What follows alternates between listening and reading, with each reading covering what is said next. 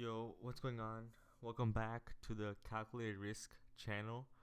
Um, Today we will be talking about the stock Fisker, the company Fisker. It's if you don't know about it, pretty much almost does right now in the stock market, zone. It's an electric vehicle company. It went public recently. Last year. It went through a reverse merger SPAC type of deal. Um, they If you look here, the stock price right now is 27.38. That's pretty solid. That's where I would value it below 30, because this company they're doing EV vehicles, right? And they are pretty much outsourcing the parts. So they have someone else building their car for them, right? They're outsourcing the parts. They don't have any in-store, sp- like you know, special parts that's unique to the Fisker. They're combining parts from other cars to create one electric vehicle, right? And they're claiming, right, that will cause the price of the car to go down, because since they're outsourcing the parts and those parts are being mass produced, that raises the cost of goods, right? And that can allow them to create a car or product that's cheaper than the rest of the market. So that's what they're promoting, and it's a pretty sleek looking car. If you look in here, it's a little bit small, right? But if you look here, the car is pretty clean. Let's just go to the images real quick. If you look here, the car is pretty clean. It looks pretty solid. It looks nice. Um, I think this is the Fisker Ocean that they're about to release in a few years. By the way, this company, this car is not out for release yet. They are doing reservations, and according to his Twitter, I think recently I saw that they have about 13,000 reservations, which is pretty solid. Not these reservations mean nothing in reality, but they just proves that people are interested. They have a cult following of Fisker fans. Henrik Fisker, the CEO, if I just click here, is a car designer. He's worked on multiple teams of famous cars. Like if you look here, the BMW Z8, Aston Martin DB9, the Vantage.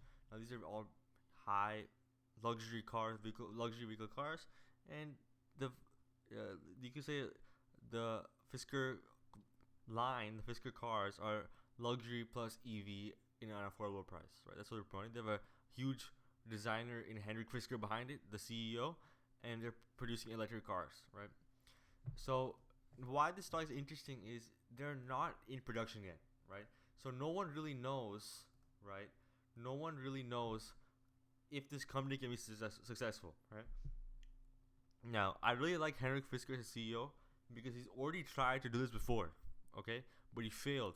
His old company, Fisker Automotive, if you look here, it says Fisker Inc. and it says Fisker, predecessor Fisker Automotive. This company went bankrupt, okay? Or it failed, right? So they scrapped the company, and a few years back, in 2016, starts a new company, Fisker Inc. It's back. He's back in the EV business or the car business. So I like how his story. He failed once. He learned the ins and outs because he was a car designer. So he's not really a CEO. Like he's not an Elon Musk type guy who is knows the ins and outs of the car. He's just a solid CEO who knows how to design cars, and that's what I really like about him. Right. That's why I have confidence in Henry Fisker. He failed once. He's back to try again. I've studied his CNBC videos. Because I was in this play when it was a SPAC, a SPAC, and it was about $8 at one point. I bought in, and I swang out of that trade, and I've started a position again at 15. Right, that's my opening position, and right now it's 27. So I mean, almost doubled my profit. But I think Neo, for example, Neo is a competitor or a company that's in the space. They're more like China based, and you have XPeng, which is also China based. It's at $36 a share, and this one's at $50 a share. Now, Fisker's already $27 without a sale. They don't have any cars on the road, and they're gonna be releasing cars in about 1 to 2 years, somewhere around there. So there's still a long ways to go to see if they can actually push a car out to market. This has to be seen. That's the main speculation. Can Henrik Fisker deliver a car to market? Okay, because if you can do that, I have full confidence that this car will do good. maybe not in the immediate future, but over time when EVs become the mandatory, you know, if you look here in this article, Gavin Newsom, the governor of California, is putting a plan, executive order, that by 2035, all cars that are sold must be electric. Right? That means all cars that will be on the road will pretty much be electric. Eventually, the gasoline cars will eventually phase out. There'll still be cars that are gasoline on the road, but eventually it will be mostly electric because all the cars that are being sold are electric, right? So if that happens and the world changes to an all electric thing, these automotive cars, these brands will skyrocket in value, right? Eventually, they'll be the top guys, right? And they're also in a good space of climate change and all that. And Neo is at $50, Xpeng is 35. So this is a good speculative play, that I would put in my portfolio, maybe a small amount, 2%, 3%, 1%, half a percent, whatever.